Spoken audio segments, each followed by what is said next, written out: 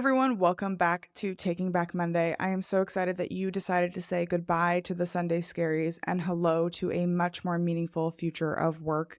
And I'm even more excited to introduce you to my new friend. This is Laurie. Laurie, welcome to the show. Thank you so much. I'm happy to be here. We're recording this after a major holiday. We've all Oh, been stuffed with our Thanksgiving dinners. And, I really want to hear from you because I think a lot of us have this experience when we are with our families. Maybe it's not always the greatest experience. Maybe it's a little bit of a frustration, or maybe we're not happy to be here a Monday after we've come back to work. So, when I experience negativity, sometimes I really just get stuck in it and I sit there and I mull over this frustrating experience of this thing that's upsetting me, and it kind of ruins my entire momentum for the day. So in your mhm. experience, how do I get out of that? So that's a beautiful question. And it happened to me today, actually. And what I try to do is, well, for instance, in this instance, I have a non speaking son with autism, and he was having a not great regulated day. So when he's not feeling his best, of course, I don't feel my best. So I feel that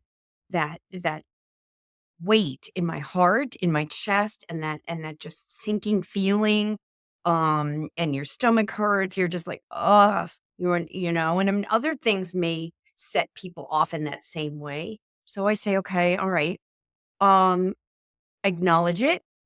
This is it. This is the emotion I've got with me today or in this hour, in this moment. What am I gonna do to, sort of free it and let it go? Feel it, acknowledge it, and say, okay, tomorrow is going to be better. And I would talk to him and say this to my son as well. I see you're not feeling great today. I see you're a little dysregulated. Mom is going to stay as calm as she can and just send you love and compassion and grace. And I'm going to send the same to myself, love, compassion, and grace.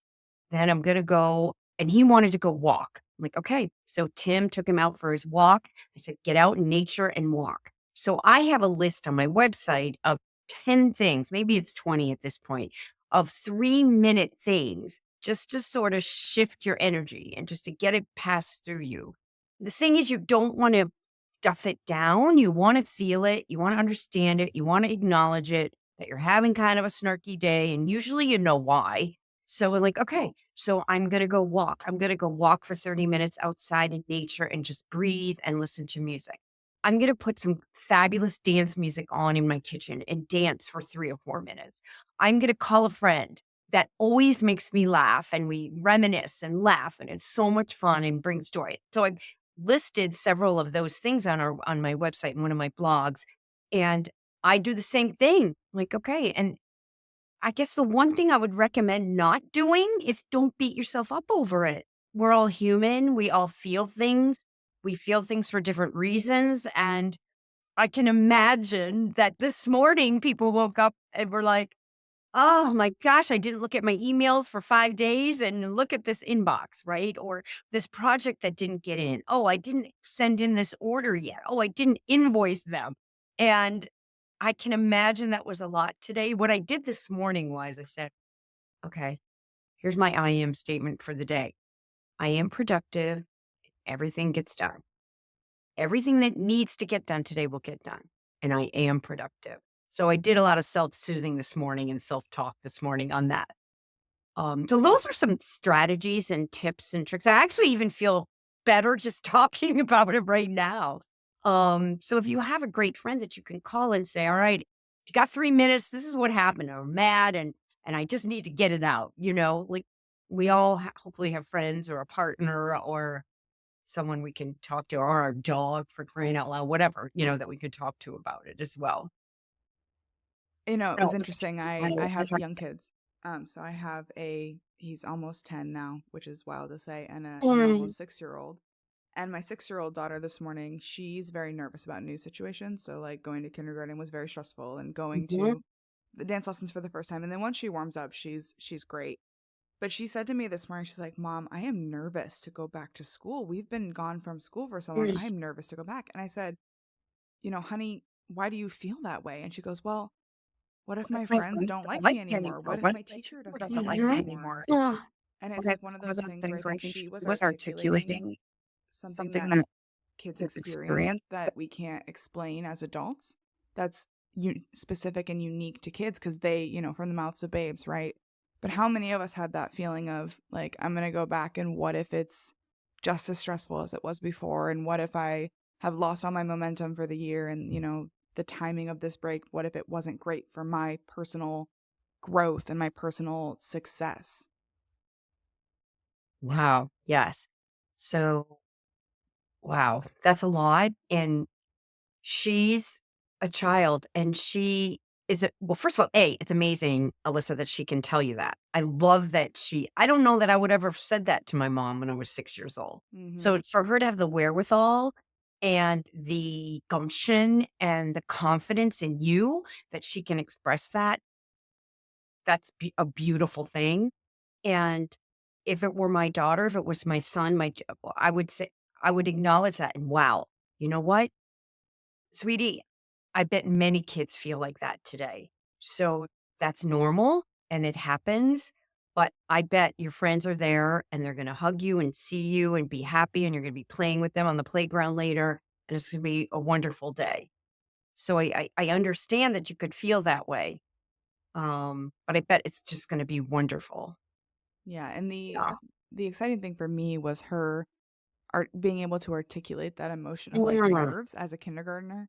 I But then of course we looked out the window and saw that it had snowed here in Iowa where I'm know. located. So then she was all on to her new snow boots and her snow pants, and it was all was well at that point. Right. Right. So one of the things that you mentioned you have a lot of content available, but one of the things that I particularly keyed on as I was kind of prepping for our interview was Mhm. this idea of your positive activity in sales and business growth. And I am really into I love those like motivational mindset speeches that those like spoken word that's such a really intense music. Tell me though, how do you take this concept of like positivity and put it into sales and business growth? Because I'm not going to lie, being a business owner is hard and selling is hard. Like I feel like it's just constant rejection. So how can we help our sellers and sales teams get out of this idea of like, I'm going to be rejected all day rather than and taking that more positive approach? Right. So it has been researched, and research has shown that when your mind is more positive and optimistic and joyful, you're 31% more productive. You sell on average 27% more. Your mind is open to creative solutions to challenges or issues or problems that might come up. You are more immune to disease. You have better teams. Your teams want to work for you. You have a higher income. So this has all been researched and it's amazing. You can Google it and find it. So I say, okay, well, if all of that is true, then why wouldn't I want to be more optimistic and positive each day and try to reach those higher happiness levels every day? Because all of these amazing things can flow to me. So now we want to back into that. So, okay, Lori, yeah, I have all these goals too.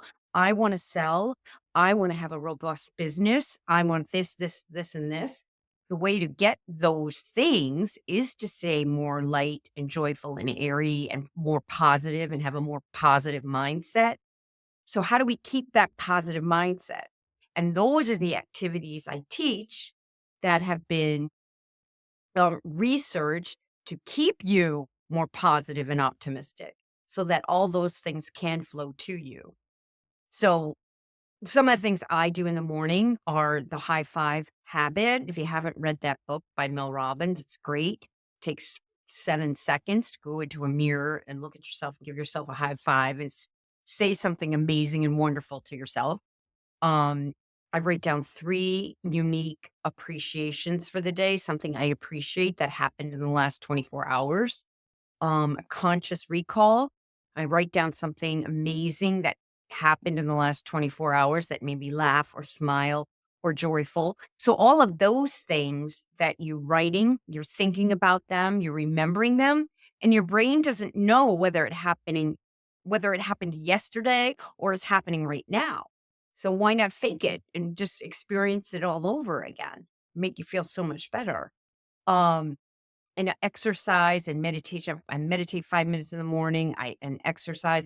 All of those things have been researched to show they keep your mind in a more positive way, in a more positive environment, and a more positive level. And that brings you the things that you want. And also, it's about you have to change your story. So I stopped saying selling is hard. And I stopped saying having my own business is hard. And now I say there's plenty for everyone, including me. Clients are looking for me. I am like a magnet to new clients. Having more abundance is so easy. And there's a little hack that I use. I learned this actually from Dana Wild. So if you say something for 3 days, 50 times a day for 3 days, your subconscious mind kicks in and says, oh, wow, she really means that. I need to pay attention to that. So it has to end with the phrase is so easy. So for instance, I laugh with my friends because I'm learning to play mahjong. And I would say, for 3 days, I said, it's so easy. No, I said, winning at mahjong is so easy. So I said that 50 times a day for 3 days straight. And and that now it's become I've attracted that. It's become my belief, right? Now I don't say, oh, it's so hard. Oh, I can't win. Oh, this game is so difficult. Like things like that. Because then if you say that and those are your beliefs, then that's what you're going to experience. So if you want to experience a different life, a different business creation, a different experience, then you have to tell your story as if it's already happening.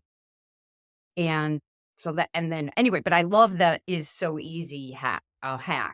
So right now I have something written on my desk. Say, having more abundance is so easy. So saying that 50 times a day for 3 days, 72 hours actually. And that will my subconscious mind, which is what wants to match your outside world to your inside world. It's like, oh, she really means this. She's been saying it over and over again. So to me, it was really important for me to release those negative thoughts about myself, about my business, about my sales, about my abundance, and switch it on its head to make it more positive and to make it I can remember when we were in the recession and our business was down and our suppliers, our clients were going out of business or not ordering. And that's when I really needed to sort of use those new statements to help myself feel better about it and help myself get to that higher level of happiness and joy. Yeah. So I can't imagine that you just started one day and woke up and said, hey, I am going to start being more positive. Like, what was the origin story of how Yeah. this mindset Oh my gosh. shift So happened? yeah, no, um, so back in 2011, 2012, I remember back then, well, you're very young, but back then we were in a major recession. Many of our clients stopped ordering products. We own a promotional products company. Many of our clients were no longer in business. And, I was kind of worried and stressful and anxious over that. And my daughter was home suffering from a head injury that she had suffered in college, playing lacrosse. I was worried and anxious about that. Our son with autism was transferring and transitioning from high school into the adult world out there, which is very different and not as, sort of planned out as a high school environment would be. That was like worrisome. So all of these things accumulated and my daughter, when she was home recovering from her injury, and she's perfectly fine and healthy and well now, um, asked me to drive her to a wellness fair because she couldn't drive. And I said, sure. We went to a wellness fair. And that's where I was introduced to these concepts of shifting your mindset, telling a new story. What you say, what you think, what you believe is what you create in your life. I was like, "What? What are you talking about? And how did I not know this?" And we grabbed a few books. I took some books, went to some presentations. So that was like 12 years ago. And that's when I decided, oh, wow, this is amazing. The more I read, the more I learned, the more I researched and started doing these practices to really raise my happiness level, things started to shift and change in my life. And then once I realized they were scientifically proven, when I started, I didn't know that. But as I did more research and learned more, I thought, oh, I need to teach these things. This is ridiculous. They're free. They're easy. It's your time. It's just a different way of life. It's a different way of living. It's a different way of perceiving the world than we do now. So I want to teach people how to do this because I was, oh gosh, how old was I? I don't know, in my, or like 50 when I started doing it. I'm like, I don't want people to wait till they're 50. I want them to know now. I want them to know it's 6 years old, right? Exactly. No. So, the whole premise of this show is the idea that we are taking back Monday, and that means a lot of different things to different people. From Hmm. my perspective, it means that, if you're a team leader, if you're a people manager, you not only have the power, but in my opinion, the mandate to help your team take back Monday and experience great work and something that means more than just a paycheck. But for Hmm. a lot of people that listen, they're individual contributors and they hate Monday. They have the worst Sunday scaries. It's like they ruin their entire Sunday simply because tomorrow is Monday. So, what is the one thing you would have them start doing if they're an individual contributor who hates Mondays? What is the one thing you would have them start doing to really take back Monday and focus on the positivity? I would say, okay, well, actually, it's like two things. First things, you're going to go to Amazon and you're going to buy The High-Five Habit by Mel Robbins. Read the book and then start doing that high 5 habit every morning. So what you're doing is you're priming your brain, you're priming yourself, you're looking yourself at yourself in the mirror, saying something amazing and positive and wonderful, giving yourself a high five and doing it every day, not just on Mondays, not just on Sundays, but every day. And tell yourself, you've got this. You're going to be productive today. You are going to have a great Zoom meeting today, or an awesome interview today. Whatever it is, give yourself a high five. That physical act of the high five has been researched to do so many great things for our mind and for our perceptions and our overall well-being in children as well. So I think that's the coolest thing that I ever started to do, honestly. And so if I had to say one thing, I'd say start there. I love that because I think that Oh. there's so much power in the decisions we make and the active decisions we make that don't require anyone's permission, right? No one has to give you permission to go ahead and read a book and think about changing your mindset, to simply do that high five, approach. Hmm. And I think a lot of us are waiting for someone else to give us the permission to do something about it, whether that's our boss, our family, our friends, or our subconscious selves. And like giving yourself permission to enjoy your workday and to open up for opportunities and giving yourself permission to be positive and experience that life, even though most of the world that we see on social media is all about, the victimhood gets more attention than the positivity and the happy experiences. Right. Funny that you said that because every morning I do just open up my arms and I say, I am open to all the good and the abundance today. I am open to it all. And just to remind myself that it's always coming to us. It's always coming to us. But what are we doing to sort of block it? Are we being negative? Are we, talking negative about other people or ourselves? Are we thinking bad thoughts about our business, our boss, our coworkers, our team? Are we just in a negative, sort of anxious space and we're not letting all those good ideas in? We're not letting in all that joy. Hmm. Um, so I love we have that. the power to change it. So, obviously you've mentioned several books, the High Five Habit, you've mentioned that you went to some presentations. Hmm. Thinking about all of the people that you've had an opportunity to meet, those that have really had an impact on your life or those that you aspire to meet. Who in your mind is taking back Monday? Who else should we be listening to?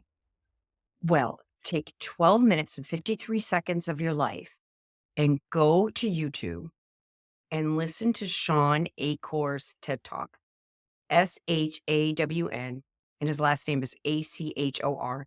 And he has a TED Talk. I forget what it's called, but it's about um raising your happiness level.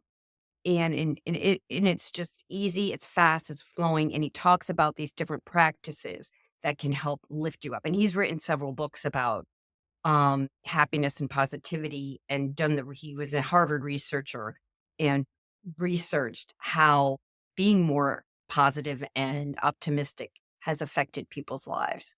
So I think that TED Talk is amazing. And once you hear it, you're gonna be like, oh, why don't I do those things too?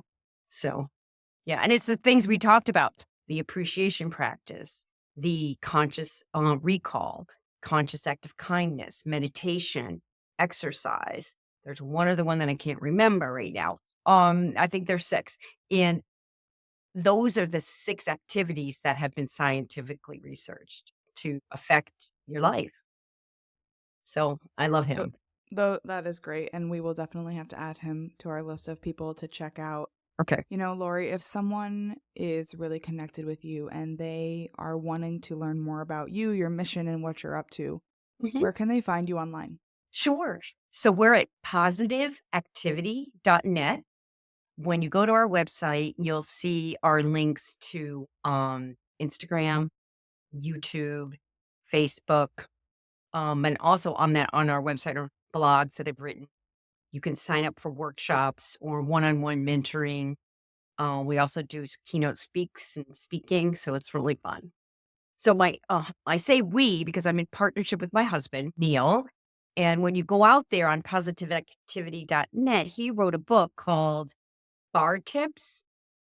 Everything I needed to know in sales, I learned behind the bar. And it's a really great read, a great stocking stuff for everyone. And it's on Amazon. A really fun book for those of you in sales or are entrepreneurs, young I people. love that. I love that. Well, if you are interested in learning more about Laurie and connecting with Laurie, make sure you check out her website, connect with her on LinkedIn, follow her on social media.